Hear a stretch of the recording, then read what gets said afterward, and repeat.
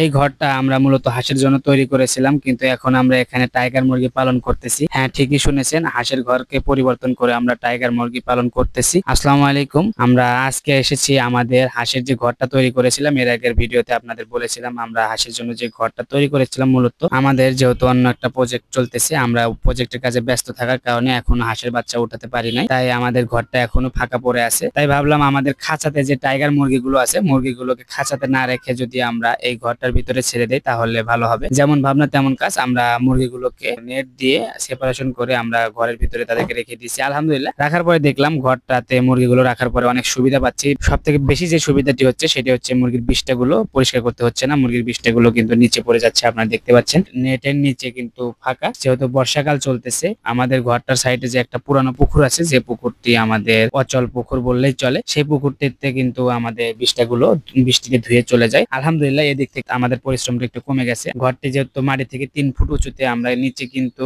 চাল দিয়ে বেড়া দিয়ে দিয়েছি, যেন কোনো শিকারী প্রাণী নিচ দিয়ে মুরগিগুলোকে আক্রমণ করতে না পারে। আপনারা যারা মুরগি পালন করেন কিংবা হাঁস পালন করেন, বিশেষ করে মাচাতে, তারা অবশ্যই মাচার নিচে নেট দিয়ে ভালোভাবে আটকে দিবেন, যেন কোনো শিকারী প্রাণী আপনার মুরগিকে আক্রমণ করতে না পারে। আমাদের জন্য দোয়া করবেন, আমাদের মুরগিগুলোর জন্য দোয়া করবেন। সকলে ভালো থাকবেন, সুস্থ থাকবেন। আল্লাহ হাফেজ।